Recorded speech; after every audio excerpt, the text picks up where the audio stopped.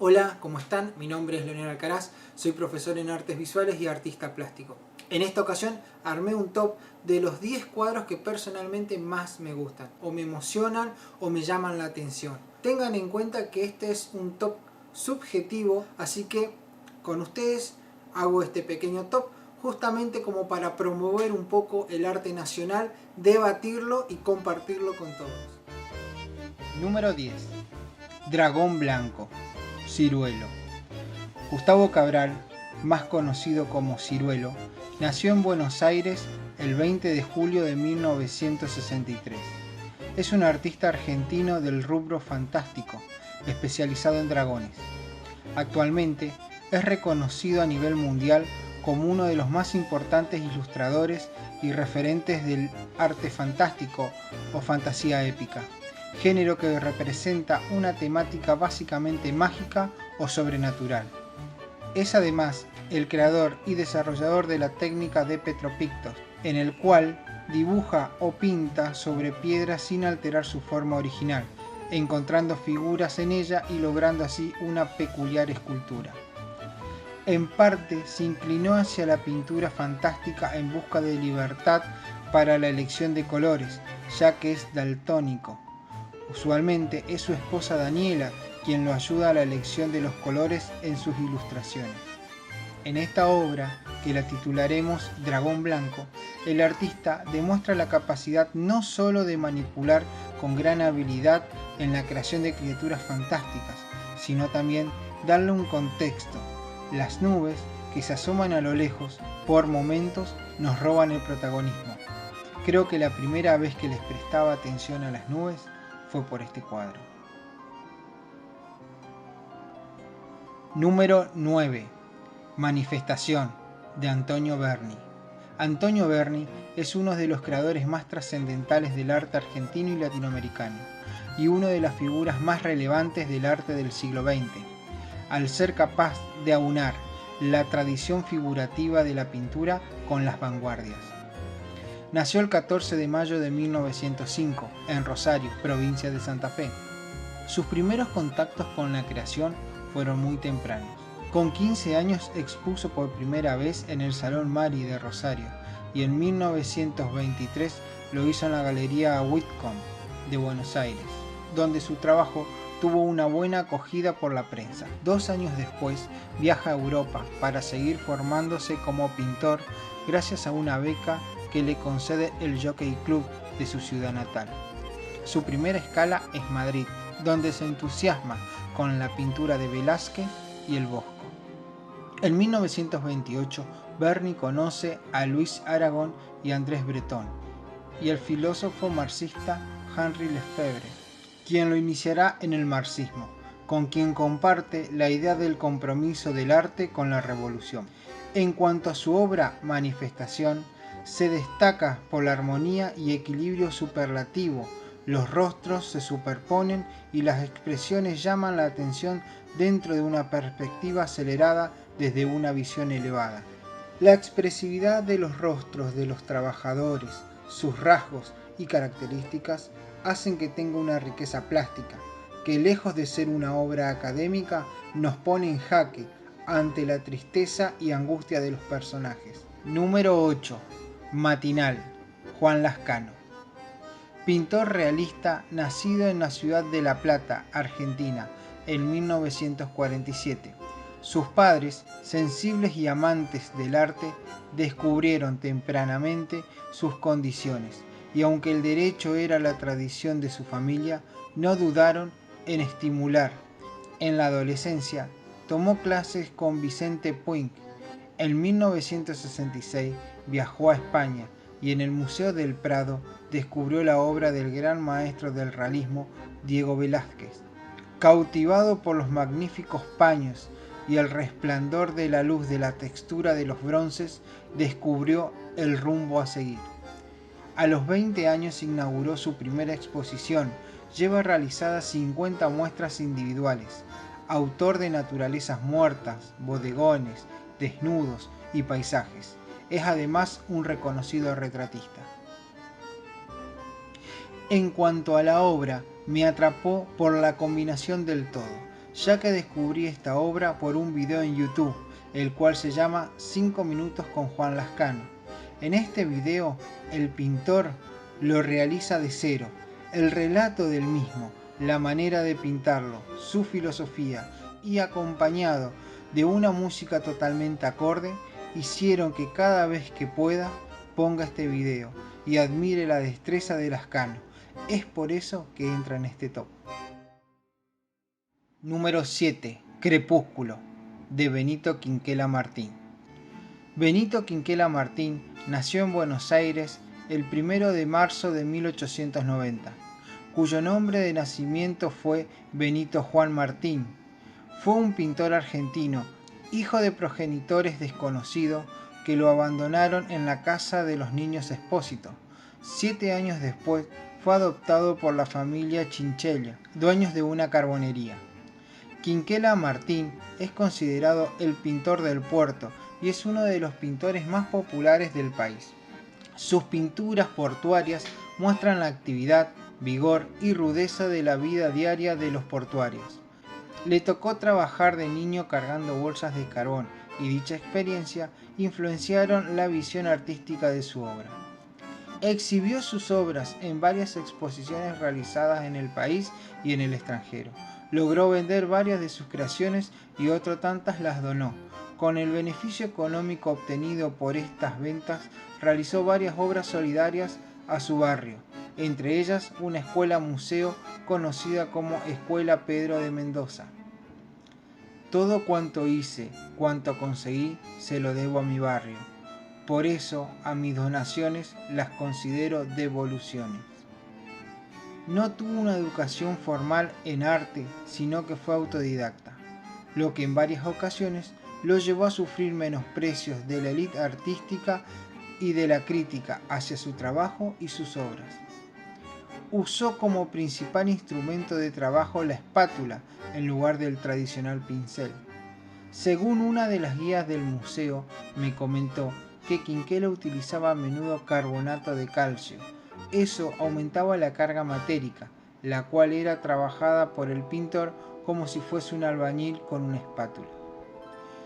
La obra de 1922 presenta en un primer plano principal la proa y el casco de un barco anclado al puerto, con innumerables hombres trabajando en la reparación del mismo en el momento del día conocido con el nombre de crepúsculo. En el horizonte se ven otros barcos y edificios portuarios, un carrito para transportar materiales y muchos maderos sobre el lado inferior derecho. Este cuadro lo elegí porque rompe con la estructura o el diálogo colorido del pintor. Se podría decir que es un cuadro monocromático, pero lejos de ser aburrido, tiene un dinamismo por las diagonales y una riqueza plástica que pocos artistas nacionales supieron realizar con la maestría y la pasión que mostraba el artista. Número 6. Asalto a la segunda columna brasileña en Curupaití. Cándido López. Cándido López, o el Manco de Curupaití, nació en Buenos Aires el 29 de agosto de 1840. Fue un pintor argentino célebre por sus cuadros históricos sobre la Guerra de la Triple Alianza. López inició su carrera artística daguerrotipista en 1858, siendo discípulo del retratista Carlo Descalzo. En su principio, López se dedicó al retrato en su ciudad natal. Fue en este periodo que comenzó a iniciarse en el trabajo de esbozo que lo llevaría gradualmente a dedicarse a la pintura. En 1863 trabó amistad con el pintor muralista Ignacio Manzoni, quien promovió en él la idea de explotar los colores y las perspectivas. Estaba planeando un viaje de perfeccionamiento a Europa cuando estalló la Guerra del Paraguay. Se enroló como teniente en el batallón de infantería de San Nicolás. En la batalla de Curupaití, en septiembre de 1866, una granada le cercena parte del brazo derecho, de modo que pasó a retiro como inválido de guerra. Al mismo tiempo fue, paradójicamente, lo que lo llevó a pasar a la historia como el pintor de la Guerra del Paraguay. La temática bélica le permitió desarrollar una pintura personal que suele enrolarse dentro de una expresión del arte naif. Seleccioné este cuadro porque al mejor estilo del Bosco, en esta escena panorámica, se ven todos los condimentos que puede tener una batalla de la época. El trabajo de la perspectiva atmosférica y el tratado del cielo lleno de humo le da un ambiente casi agónico a una batalla. Todo esto desde una neutralidad casi abrumadora. Acá no tenemos buenos y malos, solo personas peleando, muriendo, gritando, agonizando, pero desde un punto de vista más sensible y emocional y no tan visceral. Número 5. La Tropilla, Fernando Fader. Nació el 11 de abril de 1882 en la ciudad de Burdeos, Francia, de padres alemanes y madre francesa. A sus 3 años, los Fader llegaron a la provincia de Mendoza. Fueron una familia pionera en el desarrollo de la industria petrolera en el país. Fernando, a los 20 y tantos, ya había realizado varias pinturas y dibujos, y una primera exposición en Buenos Aires que fue elogiado por Cupertino del Campo, director del Museo Nacional de Bellas Artes durante 20 años, y también pintor. Esto le abrió ciertas puertas en el escenario artístico local, pero no fue hasta su estallido en recuperación cuando en 1915 conoció al galerista y marchante alemán Federico Müller, que le ofreció un contrato para que continuara con su carrera pictórica. En la obra La Tropilla podemos ver 5 caballos que suben un cuesta alreados por 2 jinetes, que le siguen por detrás.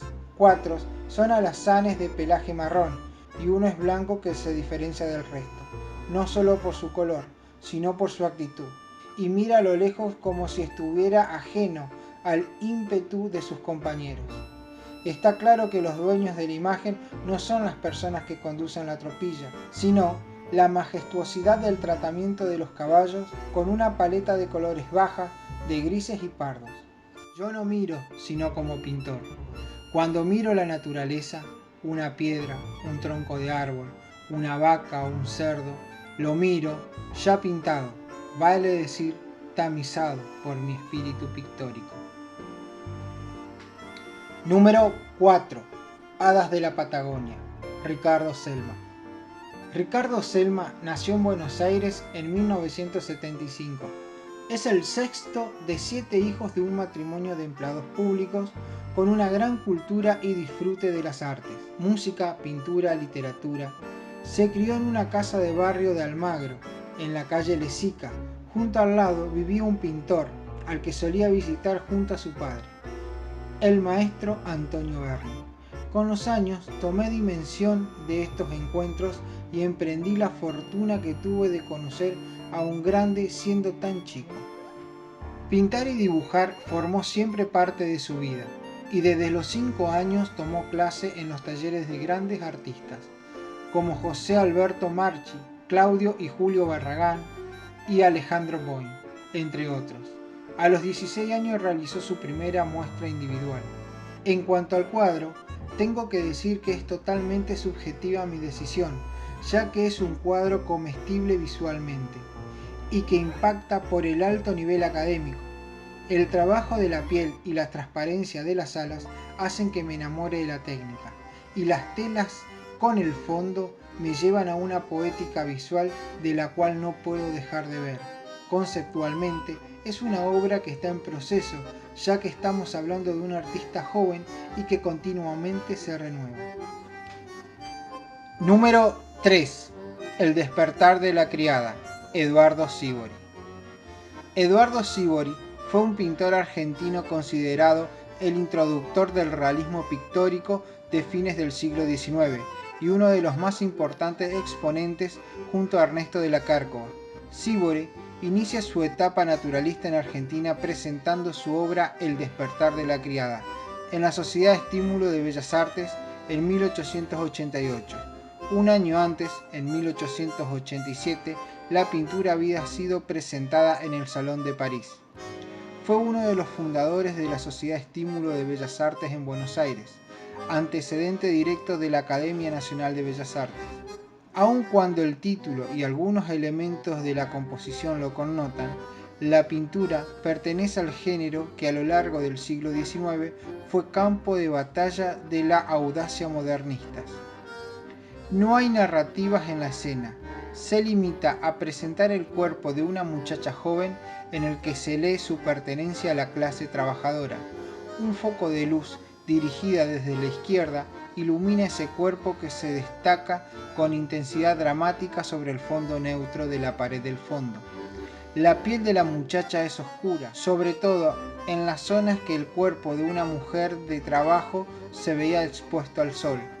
Las manos, el rostro y las piernas. La criada aparece ensimismada a la tarea de dar vuelta una media para calzarla, de modo que el contraste entre los pechos y las manos castigadas por la intemperie se hace más evidente.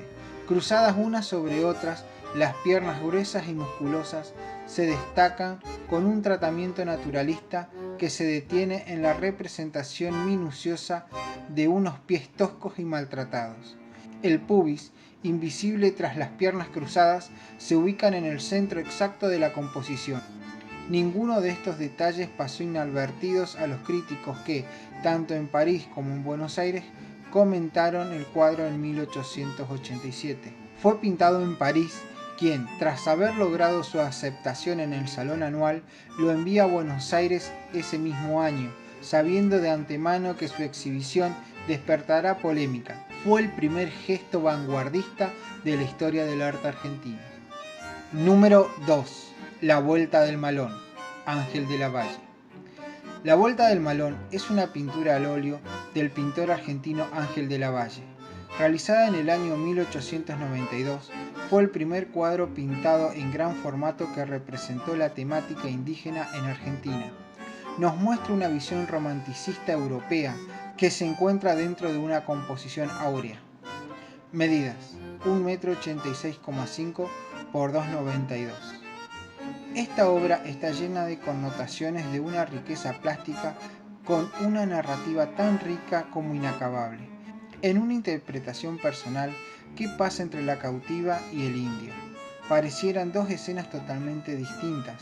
La barbarie que viene con violencia contra la cultura europea y la joven entregada a esa persona que pareciera no tener intenciones de hacerle daño. Es más, parece que estaría protegiendo. También podemos hacer una referencia con himnos y tánatos, esas cabezas cortadas desdibujadas abajo de la cautiva, el amor y la muerte conectados. Número 1. Sin pan y sin trabajo, de Ernesto de la Cárcova.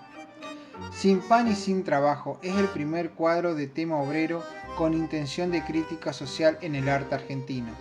Desde el momento de su exhibición ha sido una pieza emblemática del arte nacional, comentado, reproducido, citado o reapropiado por sucesivas generaciones de artistas, historiadores y críticos hasta la actualidad. Fue pintado por Ernesto de la Cárcova en Buenos Aires al regreso de su viaje de estudio en Turín y Roma, donde había comenzado su ejecución antes de partir. El cuadro responde a un estilo naturalista y a una temática que tuvieron una importante presencia en los salones europeos en los años de fines del siglo XIX. Grandes pinturas resueltas en tonos sombríos que desplegaban escenas dramáticas, de miseria y de los contemporáneos conflictos sociales urbanos. El espíritu crítico que sin duda alimentó aquellas composiciones naturalistas finiseculares se disminuyó en los cuadros de salón. En el interés por figurar en grandes competencias, composiciones enfrentadas al arte académico más conservador. Sin embargo, Sin pan y sin trabajo no fue pintado para competir en un salón europeo. Fue la obra con que de la Cárcova se presentó al regreso en el segundo salón del Ateneo en Buenos Aires. Personalmente es uno de los mejores cuadros argentinos. En cuanto a la composición, la fuerza con la que cierra el puño, esa impotencia que transmite la persona que quiere y necesita trabajar y no lo dejan o no puede. Una obra maestra del arte nacional. Hasta acá mi top de los 10 cuadros argentinos que personalmente más me gustan. Si vos tenés un top o te gustan otra clase de pinturas, por favor ponedlo en la caja de comentarios, hacémelo saber. De esto se trata, de debatir de arte, de hablarlo, más que nada sobre arte argentino. Si bien vamos a hablar de distintos cuadros de distintos artistas, Y bueno, de eso se trata, de hablar un poco de arte. Si estás de acuerdo o no estás de acuerdo, podés ponerlo en la caja de comentarios, suscribirte. Si te gustó este canal, dale me gusta y dale no me gusta, como vos quieras. Y bueno, de eso se trata, hablar un poco de arte, debatir y crear un poco. Así que bueno, nos vemos la próxima.